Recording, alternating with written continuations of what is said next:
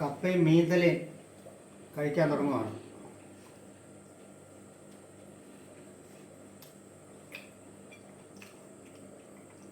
ഈ മീൻതലയെന്ന് പറയുമ്പോൾ ആൾക്കാർക്ക് ഒരു പുച്ഛമാണ്. പക്ഷേ ഇതുപോലെ കറി വെച്ച് കഴിഞ്ഞാൽ സൂപ്പർ സാധനം.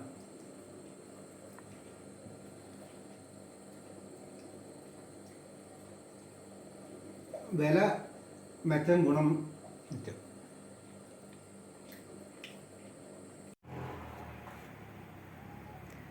ഹലോ, ഗുഡ് ഈവനിങ് കൂട്ടുകാരെ.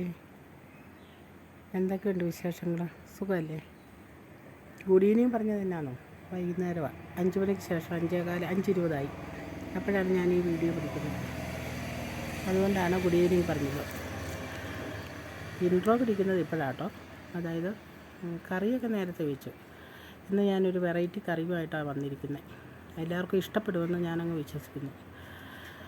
എന്താണെന്ന് വെച്ചാൽ, ഒരു ചൂര മീൻ്റെ തലയാണ് കറി വെക്കുന്നത്. ഒരു വലിയ മീൻ്റെ തല കിട്ടി. അപ്പോൾ അതിനെ കടയിൽ നിന്ന് തന്നെ കട്ട് ചെയ്ത് കൊണ്ടുവന്നതാണ്. വൃത്തിയാക്കി കട്ട് ചെയ്ത് കൊണ്ടുവന്നു. പിന്നെ നമ്മളത് കഴുകി വൃത്തിയാക്കി കറി വെച്ചതേ ഉള്ളൂ. അപ്പം ആ തലക്കറി വെച്ചത് ഒന്ന് കാണിക്കാമെന്ന് വിചാരിച്ചു. തലക്കറി വെച്ചത് എങ്ങനെയാണെന്ന് ചോദിച്ചാൽ, ഞാൻ കടകളിലും കള്ളുഷാപ്പിലും ഒന്നും വെക്കുമ്പോൾ അല്ല ആട്ടോ വെച്ചേക്കുന്നത്. നമ്മൾ വീടുകളിൽ വെച്ചാൽ എങ്ങനെ ഇരിക്കും ആ രീതിയിലാണ് വെച്ചേക്കുന്നത്. കള്ളുഷാപ്പിൽ വെക്കുന്നത് വേറൊരു രീതി. അതറിയാം കേട്ടോ, എങ്ങനെയാണെന്ന് എനിക്കറിയാം. ഹോട്ടലിൽ വെക്കുന്നത് മറ്റൊരു രീതി, അതും നമുക്കറിയാം. വീട്ടിൽ വെക്കുമ്പം അത് മറ്റൊരു രീതിയിലായിരിക്കും. നമ്മുടേതായ വീടിൻ്റെ ഒരു സ്റ്റൈലിലൊക്കെ വെക്കുള്ളൂ. അപ്പോൾ അങ്ങനെ ഞാനിന്നൊരു തലക്കറി വെച്ചിട്ടുണ്ട്. അതൊന്ന് കണ്ടു നോക്കിയിട്ട് ഇഷ്ടപ്പെട്ടാൽ ലൈക്ക് ചെയ്യുക, സബ്സ്ക്രൈബ് ചെയ്യുക, ഓൾ എന്നുള്ള ഓപ്ഷൻ തന്നെ ഇനേബിൾ ചെയ്ത് എല്ലാ രീതിയിലും ഞങ്ങളെ സപ്പോർട്ട് ചെയ്യുക. അതിന് വേണ്ടിയല്ല കേട്ടോ. കറിയൊക്കെ റെഡിയാക്കിയിട്ടുണ്ട്. എല്ലാം കഴിഞ്ഞിട്ടാണ് ഇൻട്രോ എടുത്തത്. അപ്പോൾ പാറുവിനെ കിട്ടിയില്ല, ഇന്നും കിട്ടിയില്ല എനിക്ക്. ഞാൻ ചെന്ന് നോക്കിയതാണ്. പുള്ളിക്കാരി നല്ല എഴുത്തും വായനയൊക്കെ ആയിട്ടിരിക്കുകയാണ്. അപ്പം നമ്മൾ ശല്യം ചെയ്യണ്ടല്ലോ എന്ന് വിചാരിച്ച് ഞാനിങ്ങ് പോന്നു. അപ്പം ഞാൻ തന്നെ അങ്ങ് റെഡിയാക്കി. എല്ലാവർക്കും ഇഷ്ടപ്പെടുമെന്ന് വിചാരിക്കുന്നു. ഇന്ന് വരെ ഞങ്ങളെ സപ്പോർട്ട് ചെയ്ത എല്ലാവർക്കും, ഇനി ഞങ്ങളുടെ വീഡിയോ കണ്ട് സബ്സ്ക്രൈബ് ചെയ്യാനും സപ്പോർട്ട് ചെയ്യാനും ഉള്ള എല്ലാവർക്കും വേണ്ടി നന്ദിയും പറയുന്നു ഈ കൂടെ. അപ്പോൾ എല്ലാ രീതിയിലും സപ്പോർട്ട് ചെയ്യുക, വീഡിയോ കാണുക. ഇനി അത് കഴിഞ്ഞ് മറ്റൊരു വീഡിയോയിൽ കൂടി വീണ്ടും നമുക്ക് കാണാം. Okay, by.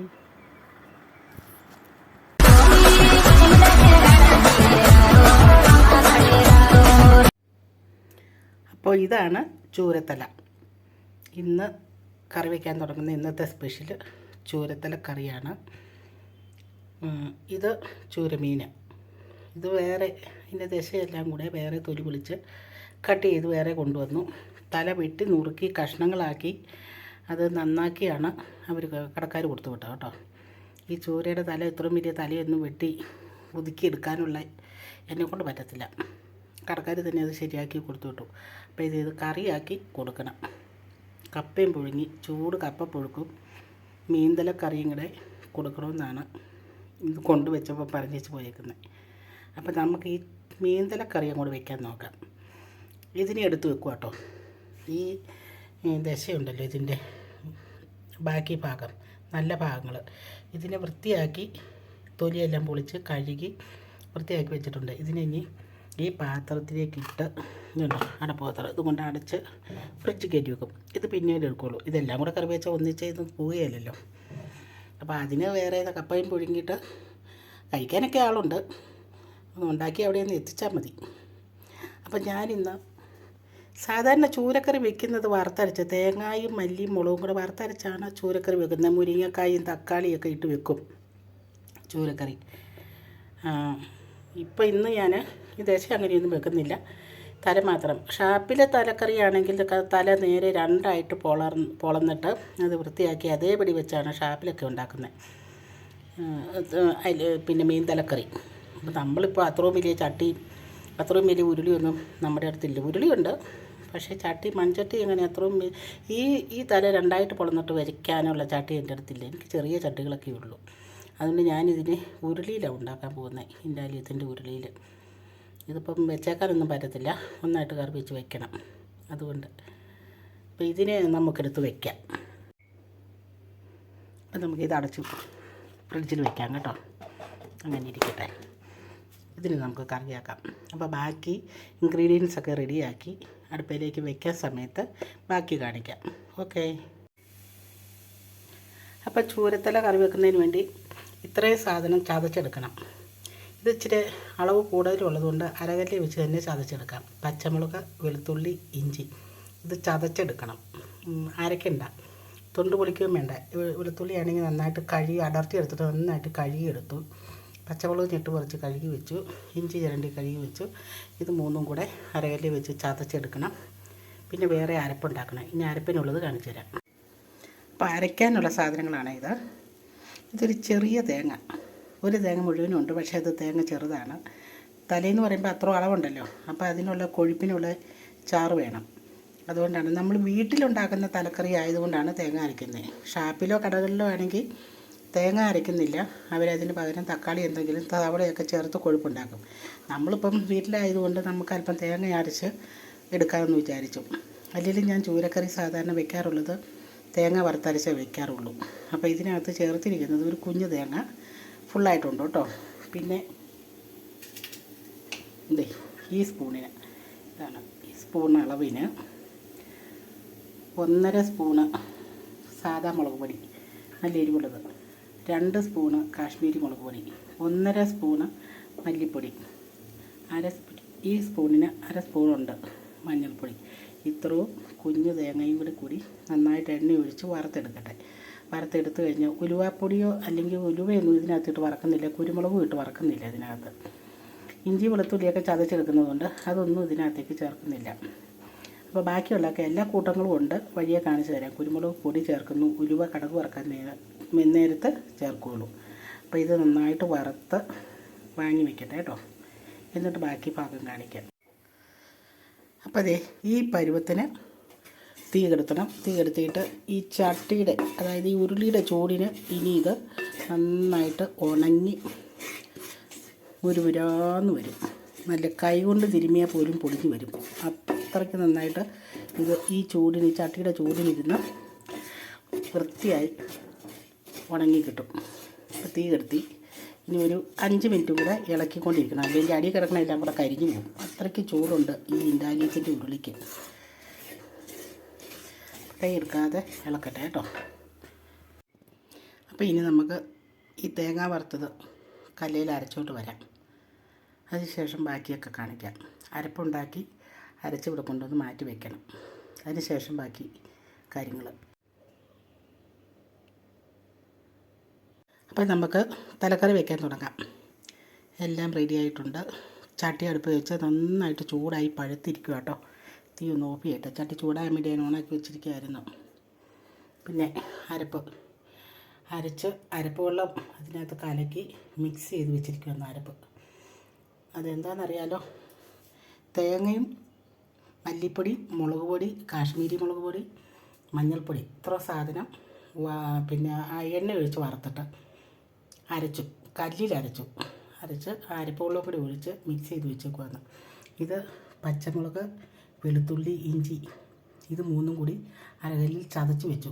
ഇടികല്ലിൽ ഇത് കുറേ അധികം ഉണ്ടായിരുന്നു, അതുകൊണ്ട് ഇടികല്ലിൽ ഇടിച്ചെടുക്കാൻ പറ്റില്ല. അതുകൊണ്ട് ഞാൻ അരകല്ലിൽ ചതച്ചെടുത്തു. പിന്നെ കറിവേപ്പില, പിന്നെ ഒരു കുഞ്ഞ് 2 സവാള, കുറച്ച് ചെറിയ ഉള്ളി, ഒരു 2-3 വെളുത്തുള്ളി, ഇത്രയും വേണം എണ്ണയിൽ വഴറ്റിയെടുക്കാനായിട്ട്. ഇനി ഉലുവ കടുക്. അപ്പോൾ തുടങ്ങിയാലോ.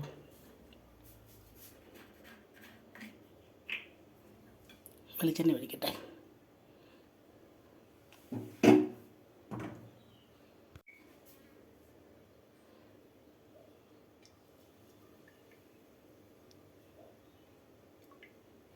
തലക്കറിയില്ലേ, ഇച്ചിരി വെളിച്ചെണ്ണ നന്നായിട്ട് ഇരുന്നോട്ടെ, ടേസ്റ്റ് കിട്ടണം. കുറേ അധികം ഉണ്ട് തലയും, അതുകൊണ്ട് ലേശം വെളിച്ചെണ്ണ കൂടുതലുണ്ട്.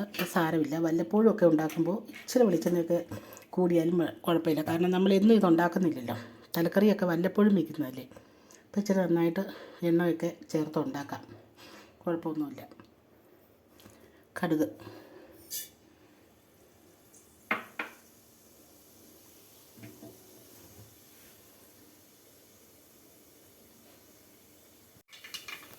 കടുക് നന്നായിട്ട് പൊട്ടി തീർന്നു. ഇനി ഉലുവ ചേർക്കാം.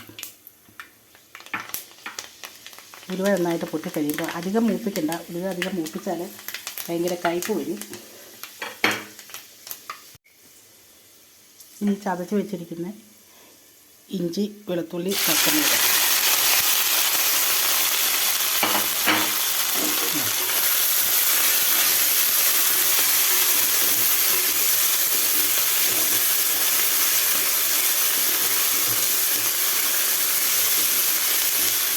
ഇനി നമുക്ക് കറിവേപ്പില ഇടാം. കറിവേപ്പില ഇട്ടു.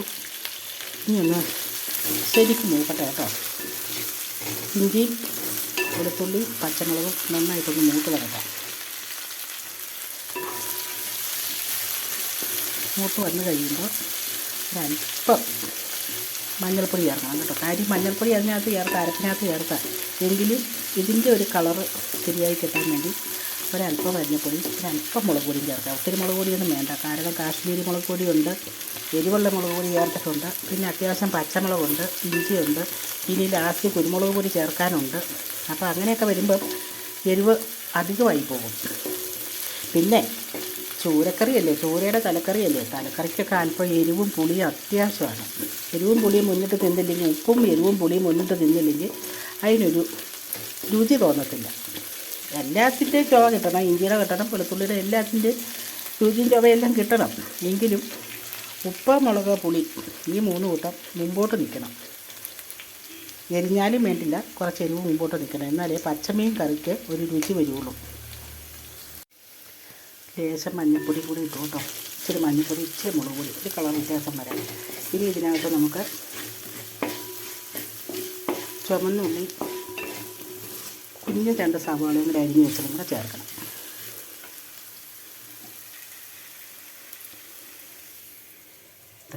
ഇതുണ്ടോ, 2-3 വെളുത്തുള്ളി, അത് വെറുതെ ഇട്ടതാണ്. അതിനകത്ത് ഇഷ്ടംപോലെ ചതച്ച് ചേർത്തിട്ടുണ്ട്. എങ്കിലും ചേരുന്നത് നല്ലതാണ്. അധികം വെളുത്തുള്ളിയൊക്കെ ചേർക്കുന്നോർത്ത് കുഴപ്പമില്ല.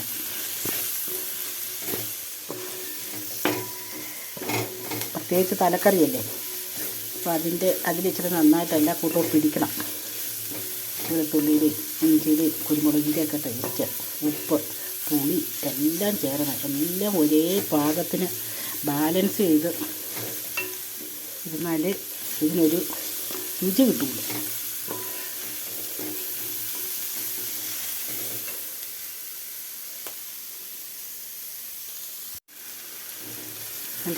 നന്നായിട്ട് ഇളക്കി നന്നായിട്ട് വഴന്ന് വരുന്നുണ്ട്. വഴന്ന് വന്ന് കഴിഞ്ഞ് നന്നായിട്ട് വഴന്ന് വെന്ത് നല്ല ഭംഗിയായി കഴിയുമ്പം നമുക്ക് ഈ അരപ്പ് ചേർക്കണം.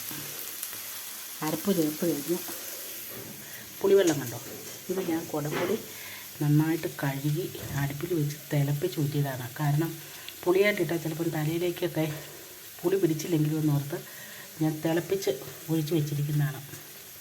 അപ്പോൾ അത് നമുക്ക് ചേർക്കണം. അരപ്പ് വെള്ളത്തിന് പകരം ഇനി ഇതരപ്പ്.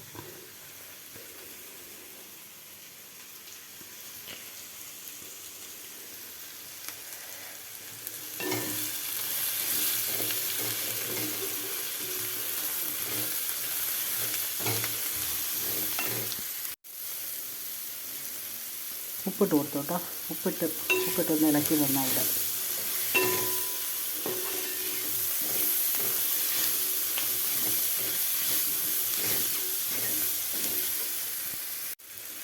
അരപ്പ് ചേർത്ത് കൊടുക്കാം കേട്ടോ. ഇനി നമുക്ക് നന്നായിട്ട് അരപ്പ് ചേർത്ത്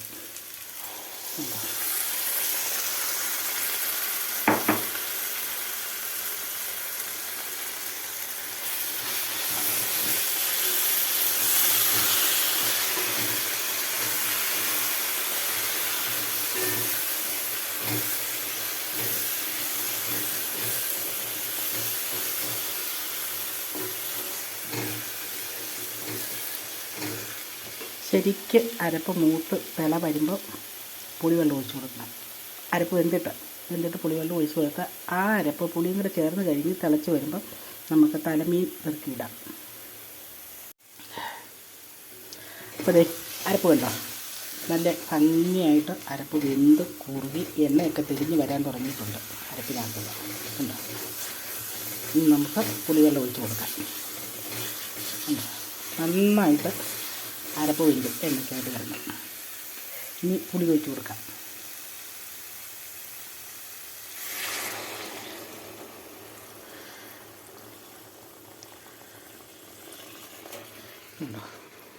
പുളി ഞാൻ തിളപ്പിച്ചതാണ്, കഴുകി വൃത്തിയാക്കി അടുപ്പിൽ വെച്ച് തിളപ്പിച്ച വെള്ളമാണ്.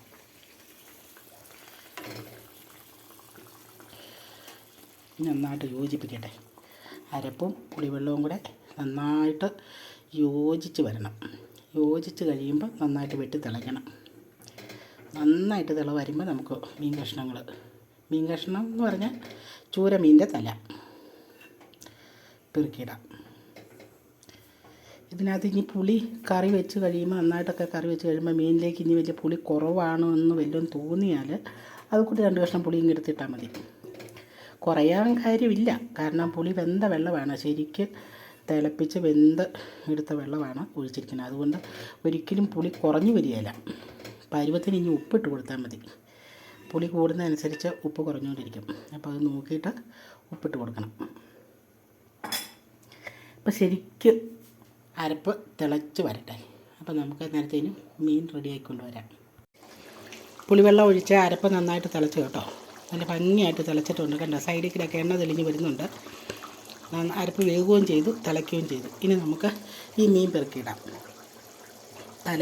തലക്കഷ്ണങ്ങൾ ഇത് കടയിൽ നിന്ന് തന്നെ ശരിയാക്കി കൊണ്ടുവന്നത് കൊണ്ട് ശരിക്കും വെട്ടി കഷ്ണങ്ങളാക്കിയാണ് ഇത് തന്നു വിട്ടത്. അപ്പോൾ നമുക്ക് വീട്ടിൽ വയ്ക്കാനുള്ളത് കൊണ്ടാണ് ഇങ്ങനെ ചെറിയ കഷ്ണങ്ങളാക്കി തന്നു വിട്ടത്. അപ്പം ഞാൻ ഈ മീനിനെ പെറുക്കി ഈ അരപ്പിനകത്തോട്ട് ഇട്ടെ, കാരണം ക്യാമറയും പിടിച്ചുകൊണ്ട് ഈ മീനിടാൻ എനിക്ക് പറ്റുന്നില്ല. അതുകൊണ്ട് മീനിട്ട് കഴിഞ്ഞ് പിന്നെ കാണിക്കാം. ഓക്കെ, മീനൊക്കെ ഇട്ടു കേട്ടോ. മീനൊക്കെ ഇട്ട് പയ്യെ തല കയറി തുടങ്ങി.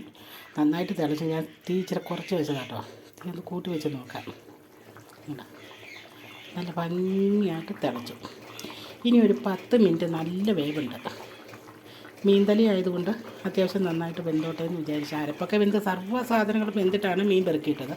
എങ്കിലും മീനിൻ്റേതായ ഒരു വേവുണ്ട്. ആ കുടംപുളി മീനിലേക്ക് പിടിക്കണം. എരിവ്, ഉപ്പ്, പുളി എല്ലാം മീനിലേക്ക് പിടിക്കണം.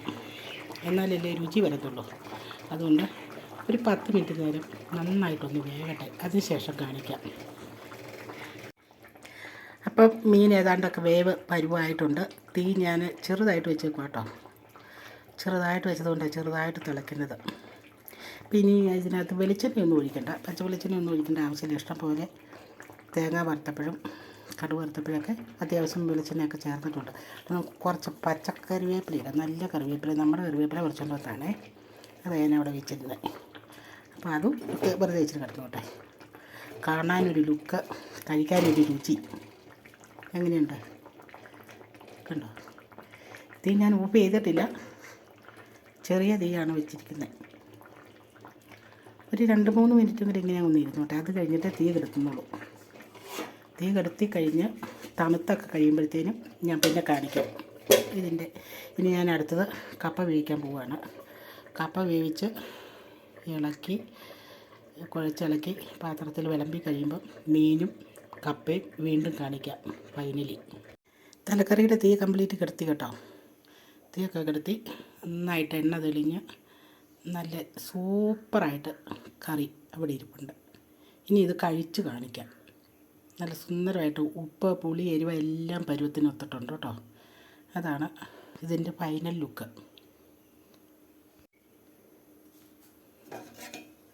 കപ്പ മീനുണ്ടെങ്കിൽ കപ്പ നിർബന്ധമാണല്ലോ.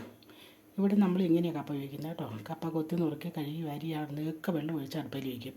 നന്നായിട്ട് തിളച്ച് കഴിയുമ്പം കപ്പ വെന്തെന്ന് മനസ്സിലായി കഴിയുമ്പോൾ അത് ഊറ്റി കളഞ്ഞിട്ട് ഈ അരപ്പ് ചേർക്കും.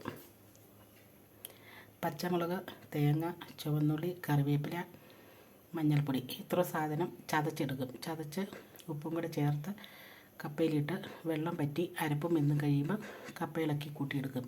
നമ്മുടെ നാട്ടിൽ ഇങ്ങനെയാണ് കപ്പ ഉണ്ടാക്കുന്നത്. അപ്പോൾ ശരി, ഇനി നമുക്ക് കപ്പയും മീനും കഴിക്കാനുള്ള പാത്രത്തിലേക്ക് മാറ്റാം. കഴിക്കാനുള്ള പാത്രത്തിലേക്ക് കപ്പ പുഴുങ്ങിയതും മീൻ കറിയും കോരി മാറ്റി കാണിക്കാം. കറിവേപ്പില കേട്ടോ ഈ കിടക്കുന്നത്. മറ്റേ എന്താണെന്ന് വിചാരിക്കും, കറിവേപ്പില ഇട്ടാൽ കപ്പ ഇളക്കുന്നത്. അപ്പോൾ ശരി. അപ്പോൾ കഴിക്കാനുള്ള പാത്രത്തിലേക്ക് കറിയും മാറ്റി കപ്പയും കോരി വെച്ചു കേട്ടോ. കപ്പ കോരി വെച്ചു. ഇനി കഴിക്കാനായിട്ട് കൊണ്ടു കൊടുക്കാം. സർവിങ് പ്ലേറ്റിലേക്ക് മാറ്റി.